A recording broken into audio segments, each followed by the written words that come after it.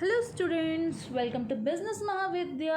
कैसे हैं आप सब? आई होप आप सब अच्छे होंगे। मैं हर्ष अरोरा आपके अपने इस चैनल बिजनेस महाविद्या में स्वागत करती हूँ।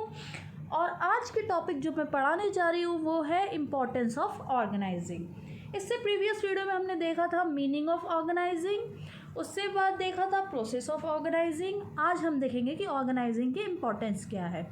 चलिए एक एक करके देखते हैं। सबसे पहला जो इम्पोर्टेंस है ऑर्गेनाइजिंग की वो है बेनिफिट्स ऑफ स्पेशलाइजेशन। अगर प्रोसेस कल याद होगा आपको तो प्रोसेस स्टार्ट ही ऐसे हो रहा था कि identification and division of work. हम क्या करते थे प्रोसेस में, वर्क को आइडेंटिफाई करते थे और फिर क्या करते थे, क्वालिफिकेशन के हिसाब से डिवाइड करते थे। तो सबसे पहला इंपॉर्टेंस जो ऑर्गेनाइजिंग का बताया है वो है बेनिफिट्स ऑफ स्पेशलाइजेशन। तो जब एक बंदा एक काम को बार बार करेगा तो उसको उस पर स्पेशलाइजेशन आ जाएगी। मैंने कल भी बताया था, देखिए क्या लिखा है।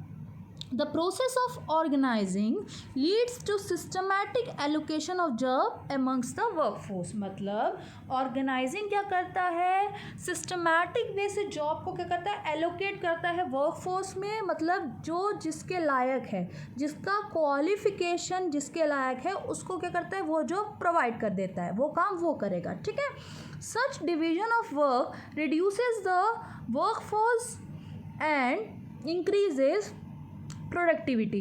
तो इससे क्या होता है, जो वर्क है वो क्या हो जाता है, रिड्यूस हो जाता है, और जो वर्क फोर्स की प्रोडक्टिविटी वो क्या हो जाती है, बढ़ जाती है। अगर तुम बंदों को क्वालिफिकेशन के हिसाब से काम दोगे तो वो उस काम को परफेक्टली करेंगे, और एक बंदा जब उस काम को बार बार करेगा तो उससे उसको क्या आ जाएगी, स्पेशलाइजेशन आ जाएगी। जो इस नेक्स्ट पॉइंट में लिखा है देखिए, repeated performance of particular work also leads to specialisation. तो फर्स्ट था बेनिफिट्स ऑफ स्पेशलाइजेशन। नेक्स्ट है क्लैरिटी इन वर्किंग रिलेशनशिप। कल हमने पढ़ा था कि ऑर्गेनाइजिंग के अंदर क्लियरली मेंशन रहता है कि किसके पास अथॉरिटी होगी, पावर, और कौन उस काम को करने का रिस्पॉन्सिबल होगा, इसके पास रिस्पॉन्सिबिलिटी होगी। तो ऑर्गेनाइजिंग के अंदर पहले से हम बता देते हैं। तो देखो क्या लिखा है, organising clarifies the working relationship among employees. Organising में पहले से क्लियर कर देता है कि कोई किसके पास अथॉरिटी है, पावर है, और कौन उस काम को करने का रिस्पॉन्सिबल है। ठीक है। देखो क्या लिखा है नेक्स्ट लाइन में, it specifies who is to report whom. कौन किसको रिपोर्ट करेगा, कौन एम्प्लॉयर है, कौन एम्प्लॉई है, किसके पास पावर है, किसके पास रिस्पॉन्सिबिलिटी है।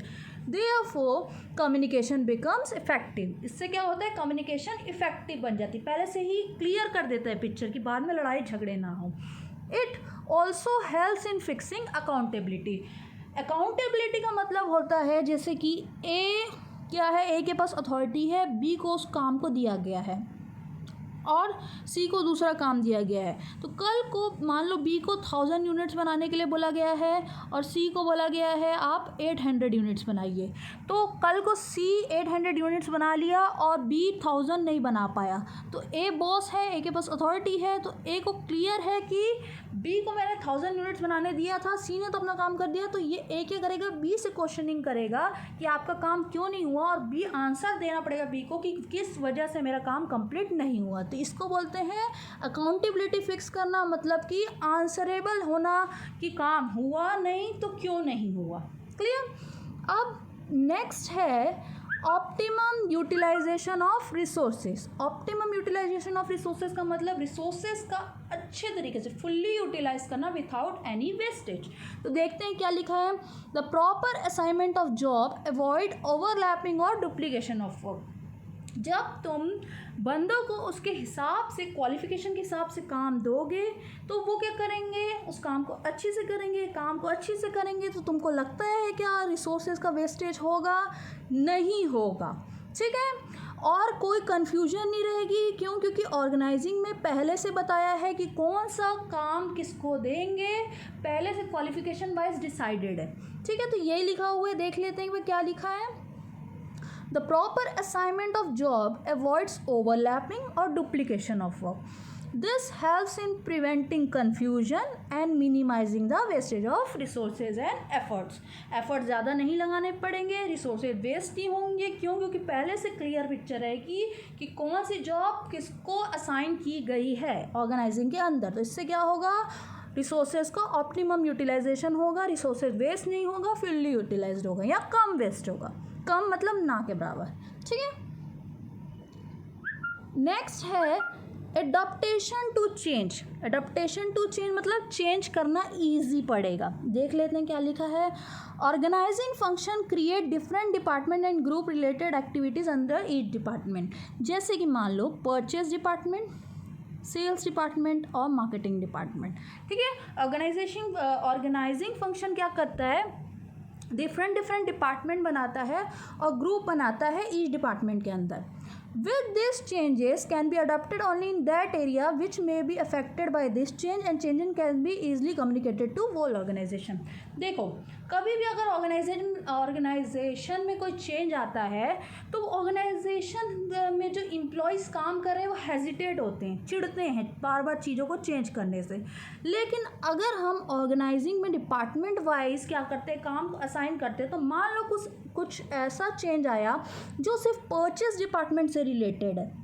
जैसे रॉ मटेरियल का रेट बढ़ गया तो हमको क्या करना है, रॉ मटेरियल कम खरीदने हैं। तो पूरी ऑर्गेनाइजिंग को पूरे ऑर्गेनाइजेशन को डिस्टर्ब करने का कोई मतलब नहीं। हम क्या करेंगे, सीधा परचेज डिपार्टमेंट वाले को बता देंगे कि आपको पहले 1000 यूनिट्स लेने थे रॉ मटेरियल के, अब आप उसको कम कर लीजिए, 800 ले लिए या फिर 700 ले लीजिए। क्यों? क्योंकि उसकी कॉस्ट बढ़ गई है। तो ये जो चेंज था वो सिर्फ परचेज डिपार्टमेंट वालों के लिए था, ना सेल्स के लिए था, ना मार्केटिंग के लिए था। तो सिर्फ परचेज डिपार्टमेंट वालों को बता सकते हैं। लेकिन ये कब पॉसिबल है, सिर्फ तब जब हम ऑर्गेनाइजिंग के पॉइंट ऑफ व्यू से चल के डिपार्टमेंट को अलग अलग बांटे रहेंगे, ठीक है। Through organisational structure can be suitably modified according to changes. इससे क्या होगा, हम अपने ऑर्गेनाइजेशनल स्ट्रक्चर अभी नेक्स्ट वीडियो में आएगा, मैं आपको शॉर्ट में बता देती हूँ। यही बताता है कि कितनी जॉब्स रहेगी, कितने डिपार्टमेंट रहेंगे, किसके पास रिस्पॉन्सिबिलिटी रहेगी, किसके पास अथॉरिटी रहेगी। तो एक स्ट्रक्चर तैयार करते हैं, उसको बोलते हैं ऑर्गेनाइजेशनल स्ट्रक्चर, ठीक है। तो through organisational structure can be suitably modified according to changes. तो इसमें क्या होगा, हमको पता चल गया कि परचेज डिपार्टमेंट में चेंज आया, तो इससे क्या कर सकते हैं, हम ऑर्गेनाइजेशन स्ट्रक्चर को सिंपली मॉडिफाई या चेंज कर सकते हैं, ठीक।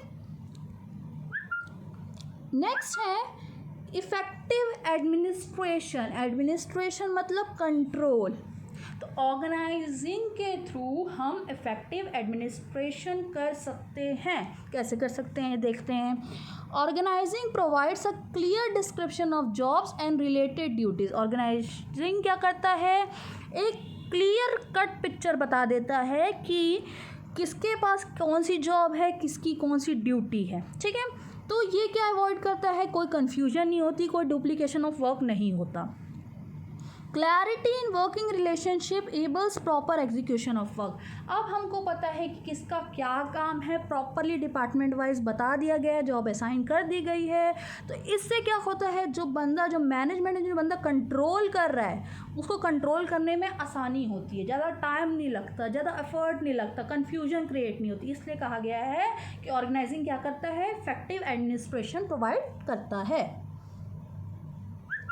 नेक्स्ट है development of personnel means staff, ठीक है। Sound organisation encourage initiative and relative thinking on part of employees.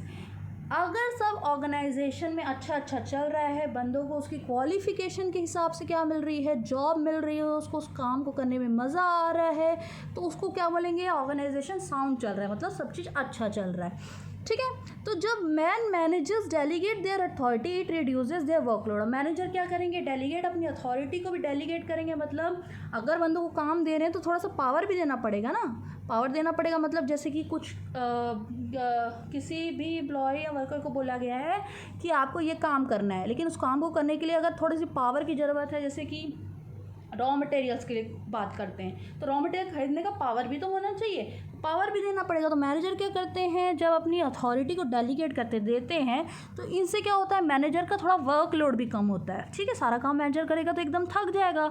अगर वो थोड़ी सी अपनी अथॉरिटी किसी और को दे देगा तो वो क्या हो जाएगा, थोड़ा उसका बोझ हल्का हो जाएगा। इससे क्या कर सकता है, वो अपने इम्पॉर्टेंट इश्यूज़ पे काम कर सकता है। डेली रेगुलर वाला काम क्या कर सकता है, डेलीगेट कर सकता है, किसी और को दे सकता है। और क्या कर सकता है, इंपॉर्टेंट इश्यूज़ पे क्या कर सकता है, आप खुद काम कर सकते हैं। पहले उसके पास इतना वर्कलोड था कि वो सब जगह नहीं देख पा रहा था, लेकिन अगर वो अपने काम को डिवाइड कर देगा तो क्या करेगा, वो इम्पॉर्टेंट इश्यूज़ पे खुद देख पाएगा। तो इससे क्या होगा, जो हम जिस सबॉर्डिनेट को अपना काम दिए हैं वो सबॉर्डिनेट क्या करेगा, उन चीज़ों को, उस काम को सोचेगा, उसके दिमाग में नए नए आइडियाज़ आएंगे, उसके दिमाग क्रिएटिव बनेगा। बनेगा कि नहीं बनेगा, बिल्कुल बनेगा। तो इससे क्या होगा, उस सबॉर्डिनेट का या स्टाफ का क्या होगा, डेवलपमेंट होगा। तो इसलिए लिखा है कि ऑर्गेनाइजिंग क्या करता है, डेवलपमेंट ऑफ पर्सनल करता है। क्लियर। अब लास्ट है एक्सपेंशन एंड ग्रोथ। अब ये एक्सपेंशन एंड ग्रोथ में कैसे काम करता है, देखिए, when resources are optimally utilized and there exists a proper division of work among departments and employees, management can multiply its strength and undertake more activity। जब resources fully utilised हैं, अच्छे से यूटिलाइज्ड है विदाउट एनी वेस्टेज, जब काम proper तरीके से divide है, क्वालिफ़िकेशन बंदों की क्वालिफ़िकेशन के हिसाब से, और एक बंदा उस काम को बार बार करेगा तो क्या हो जाएगा, उसको स्पेशलाइजेशन आ जाएगी, तो गलती की भी कोई गुंजाइश नहीं। तो जो मैनेजमेंट है वो क्या हो जाएगा, उसकी स्ट्रेंथ, उसकी पावर क्या हो जाएगी, डबल ट्रिपल हो जाएगी। क्यों, क्योंकि रिसोर्सेज भी ठीक से यूज़ हो रहे हैं, बंदे भी ठीक से काम कर रहे हैं। तो organisation can easily met the challenges and can expand their activities in a plan manner. तो ऑर्गेनाइजेशन क्या करेगा, ग्रोथ करेगा, एक्सपेंड करेगा। क्यों, क्योंकि सारी चीज़ पॉजिटिव चल रही है, तब तो ऑर्गेनाइजेशन के जो मैनेजमेंट है वो आगे के बारे में सोचेगा कि चलो ठीक है, सब अच्छा चल रहा है, तो आगे के चैलेंज एक्सेप्ट करने के लिए अब मैं तैयार हूँ, मैं अपने बिजनेस को या मैं अपने ऑर्गेनाइजेशन को एक्सपेंड करूँगा, ग्रोथ करूँगा। ठीक है, तो यही था ऑर्गेनाइजिंग का इम्पोर्टेंस। एक बार रिकैप लेते हैं। सबसे पहला था बेनिफिट्स ऑफ स्पेशलाइजेशन, नेक्स्ट था clarity in working relationship, third था optimum utilisation of resources, fourth था एडाप्टेशन टू चेंज, फिफ्थ था इफेक्टिव एडमिनिस्ट्रेशन, सिक्स था डेवलपमेंट ऑफ पर्सनल, और लास्ट था एक्सपेंशन एंड ग्रोथ। तो यही था importance of organising. I hope आपको समझ में आया होगा, और अगर नहीं आया तो please let me know in the comment section below. Please like, subscribe to my channel. Thank you, thanks for watching.